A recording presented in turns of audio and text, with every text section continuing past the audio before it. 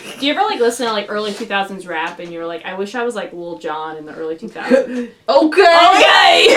Like, that's what he did. And, like, from, like, 2002 to 2006, that was his career.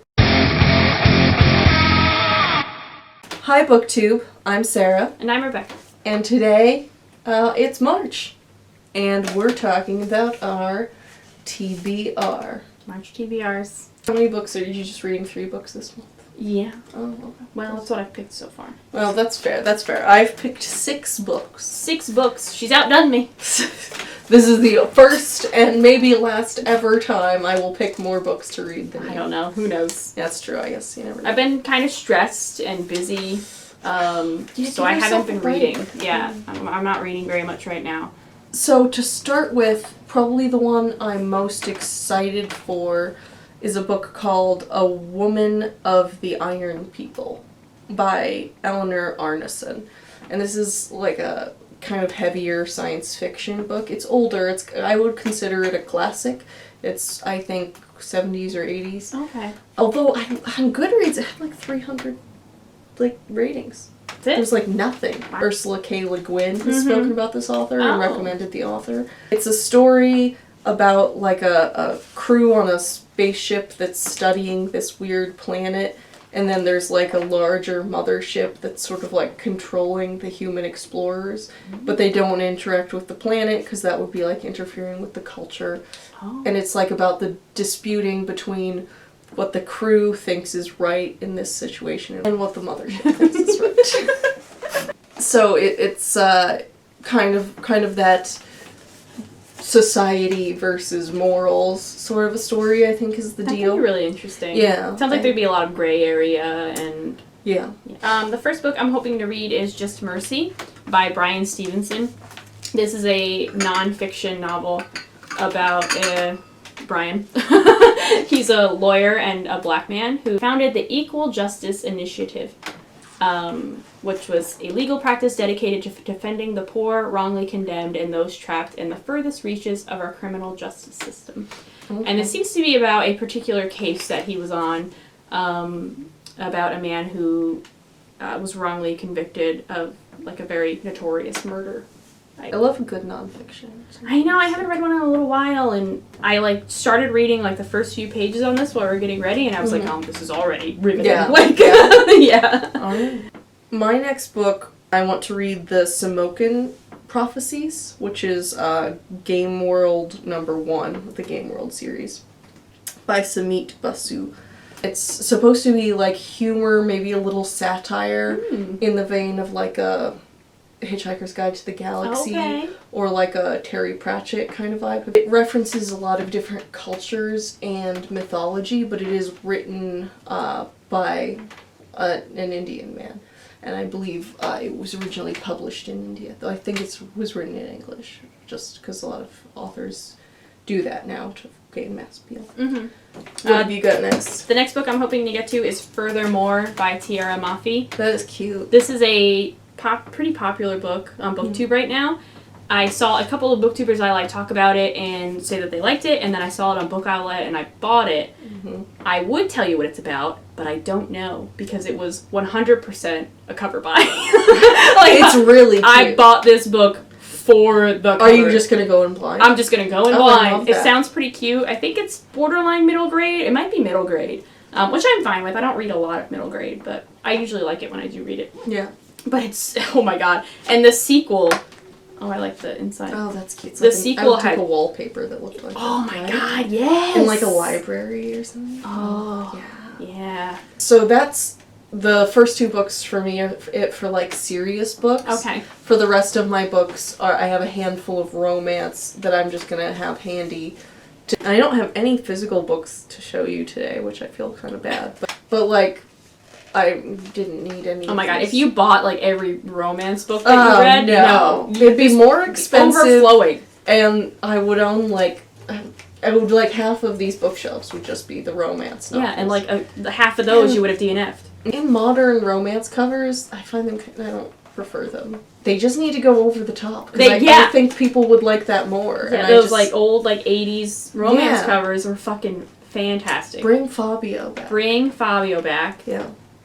So the next one that I'm going to read is a romance called Fighting Destiny, which if that's not an original romance title, I don't know what is. I'm definitely going to remember that in 15 minutes. It's from the Fae Chronicles. It's the first also in the very Fae original. Chronicles. So I'm not usually down, but this one sounded kind of interesting. It has fairies and witches. And they're like classic Celtic fairies. They're like the kind of evilly mean spirit fairies. And it's also like a murder mystery. Oh. And it's kind of an edgy, dark romance. It has kind of a brooding guy. Okay. You know? Yeah, I know you like the brooding guy. Yeah, I like the brooding guy. Yeah. So it can go too far. Yeah. But, you know, I like a mildly brooding man. It's not for me. No? I like a guy who like cracks a lot of jokes and loves his mom. Yeah. Like I think my like favorite physique, which you also don't see, because the one you see a lot is like the rippling muscles. I know, guy, over right? 6 feet. They have to like emphasize that he's over 6 feet tall every time. Which I don't mind. I like a tall guy. But it's like always over 6 Even in American Panda, we were just reading that and it was like, he's over 6 feet. I'm like, why? Why does he have to be over 6 feet? What I think I like as far as physique, when it's mentioned, which is also rare, is a guy who's like muscly but a little stocky over it. Like muscly but maybe a tad squishy over it. Like actual, like a strong man. Like a strong man. Yeah. But like a cuddly one too. Like, okay, like you know, strong and you're like, ooh, those are big muscles, but also like you could snuggle in, pushing for the cushion, or the other way around. I got plenty for both of us, which is great because my husband's scrawny. With like Mark and I, it's just 2 cushions. 2 cushions pushing. 2 pushing cushions. No. I never see my physique that I like. 5'5" and kind of maybe lean-ish. That's got to be somewhere. There's got to be. You know what? I'm gonna find. It's rare. I'm gonna find. Please find me like a short, like lean. Yeah. Guy. Although what I will say, if you look for romance with short guys, I would put, you know, dollars to donuts that the women would be giant. And I bet there's I'd be alright with that. It's like a reverse fetish. That's it's fine. like where they're like Amazonian women and like a shorter 5'4" dudes. Could get down with that. Yeah, That's fine. All right. Just checking to see if you want 2 shorties or if a mix would Both be would be fine. Okay, all right. I'll see what I can find. Yes. All right. So what have you got next? John Scalzi. Yes, the next book I want to read is Redshirts by John Scalzi, which has been on my TBR for a little while. This Star Trek is never mentioned, but it is obviously a Star Trek parody about a man who starts working on a spaceship and is discovering that a lot of these, like, lower, you know, people who wear red shirts keep dying on these away missions for some reason. It's about, like, the conspiracy behind the red shirts. One thing I like about John Scalzi is that he writes science fiction, but he writes very different science fiction all the time. Yeah. He has, like, these big space operas, and then he has, like, these little silly, quirky, more comedic kind of books. I've heard of this book, but I haven't read it. Oh, really? Well, you know, Star Trek. That's true. Of course, you've heard of a Star Trek book. So the next one I'm going to read, another romance called Forbidden. Another really very original title, which is part of the Old West series. It's Old West #1. Oh. And it's by Beverly Jenkins, who's someone I've heard a bit about and have been wanting to check out. And I thought I would check out because it's in particular about 2 black people in the Old West. Oh, so nice. Kind of. Is it in America? Yes, okay. It's in Nevada, I think. Oh, Nevada. From what I understand of the story, it's a man who's trying to make his life, like, decent and make a living and stuff, and he's light-skinned enough that he can pass for white, and he uses that to, like, to try and advance his career or whatever, something along those lines. It's good when that's brought up, how skin tone is. Yeah. Yeah. And then there's a woman who cannot pass for white, and she's just trying to, I think, make enough money to move to California. They kind of have to decide if they're going to give up on their goals or be together. Interesting. So yeah, I've heard good things about this author, so that's one I've been wanting to check out. Old West, but Old West maybe with some more substance to it. You know? We'll see. Yeah. What else have you got? Do you have anything else? Yes. I am also hoping to read Contact this month by Carl Sagan. I heard about it from the restricted section. They're reading it with Game of Thrones, and I was like, can I hop in on this? And they're like, sure. And then they added me on their group chat, and there's like a bunch of people there that I don't know, and that's fine. Is Contact like Jodie Foster, Matthew McConaughey? Contact? Yeah, and you know what? I'm gonna be honest. I've never seen that whole movie. Oh, it's a good movie. Yeah. Yeah. The last book I'm reading is called Hold by Claire Kent. Okay. It's another romance. hold. Forbidden hold. Forbidden hold. Destiny. Destiny, something. Fighting the forbidden hold of destiny. Hold is... It's a sci-fi futuristic kind of thing. It takes place on a prison planet. And, like, no one has ever escaped, but she's gonna try to escape. I like this. And she, like, gets together with, like, the badass loner, like, kind of, like, fighty, angsty, edgy guy. Of course, yeah. You know? If the description gives me kind of like Chronicles of Riddick vibe, you know? Like, maybe it's like a Vin Diesel type, you know? I feel like Prison Planet thing is something I really like. Is that I weird? Like that's a weird specific thing. It. Yeah. Alright, BookTube. That is potentially our March. Yeah, a little thinner, but good. Little lean, but hopeful. Do you want to take a minute to say, like, why we've been kind of slim with videos and what's going on in your life? Like, do you want to talk about that for Yeah, me? sure. So it's been, like, a weird month. My husband and I are house hunting, which is exciting and very emotional.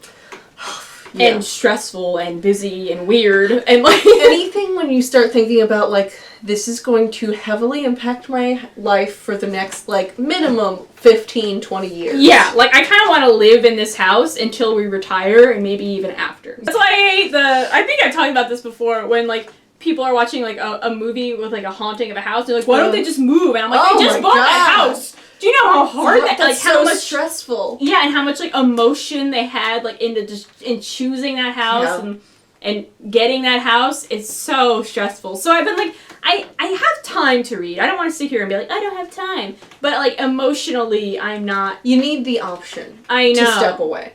Because, I know. You know, when I'm, like, having a hard time and feeling emotional, like, I don't want to feel guilty about turning off my brain, drooling while I watch... Like, Friends again? Like, yeah, that's kind of what I've been doing with my free time, is, like, I just need, like, a shut-off mode. Yeah. Where I'm not, like, freaking out about every house, and this house has this, but this house has this, but this house is this much more. You're like, what can we afford? 10 years from now, am I going to miss not having a pantry in the kitchen? Will it be an issue? It's just a lot. So, I haven't been reading as much, and I'm not really editing. Sarah is lovingly taking over editing for a little while. Which, you know, and it takes me a long time. I'm still getting used to it. To make a long story short, just bear with us. Yeah. Like, life is crazy. I'm trying to edit, and it's not that great. And you're job hunting. Yeah, and I'm job hunting. Yeah. Whew.